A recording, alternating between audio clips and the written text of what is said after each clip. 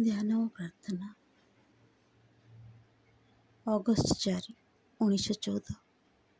ହେ ପ୍ରଭୁ ଶାଶ୍ୱତ ଅଧୀଶ୍ୱର, ଶକ୍ତିରାଜିର ସଂଘର୍ଷ ଦ୍ୱାରା ପ୍ରେରିତ ହୋଇ ମଣିଷ ଅପରୂପ ଆତ୍ମବଳିଦାନ କରିଚାଲିଛି। ନିଜ ଜୀବନକୁ ଉତ୍ସର୍ଗ କରିଦେଉଛି ରକ୍ତାକ୍ତ ପୂର୍ଣ୍ଣାହୁତି ମଧ୍ୟରେ। ହେ ପ୍ରଭୁ ଶାଶ୍ୱତ ଅଧୀଶ୍ୱର, ଏହା ଯେପରି ବୃଥା ନ ହେଉ, ତୋ ଦିବ୍ୟ ଶକ୍ତିର ଅଫୁରନ୍ତ ପ୍ରକାଶ ଯେପରି ସମଗ୍ର ପୃଥିବୀରେ ବ୍ୟାପି ଯାଉ, ତାର ବିକ୍ଷୁବ୍ଧ ଆବେଷ୍ଟନୀ ଯୁଦ୍ଧରତ ଶକ୍ତିରାଜି, ସଂଗ୍ରାମରତ ବ୍ୟଷ୍ଟିଗଣଙ୍କର ପ୍ରଚଣ୍ଡ ବିଶୃଙ୍ଖଳା ମଧ୍ୟକୁ ଯେପରି ପ୍ରବେଶ କରୁ।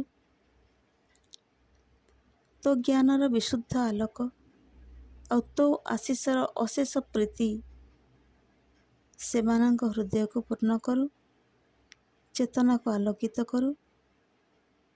ଆଉ ଏଇ ଯେଉଁ ଅନ୍ଧକାର, ଏଇ ଯେଉଁ ଭୟଙ୍କର ଶକ୍ତିଧର ଘୋର ତମିଶ୍ରା, ତା ମଧ୍ୟରୁ ଉଚ୍ଚାରିତ କରୁ ତୋ ସାନ୍ନିଧ୍ୟର ପ୍ରଜ୍ୱଳ ମହିମା। ମୋ ସତ୍ତାର ଅଖଣ୍ଡ ଆତ୍ମାବଳୀ ନେଇ ତୋ ସମ୍ମୁଖରେ ମୁଁ ଉପସ୍ଥିତ। ଯେପରି ଅନ୍ୟ ସମସ୍ତଙ୍କ ଅଜ୍ଞାନକୃତ ଆତ୍ମବଳୀ ସାର୍ଥକ ହେଉ। ଏ ନୈବେଦ୍ୟ ଗ୍ରହଣ କର, ଆମ ଆହ୍ୱାନର ଉତ୍ତର ଦିଅ।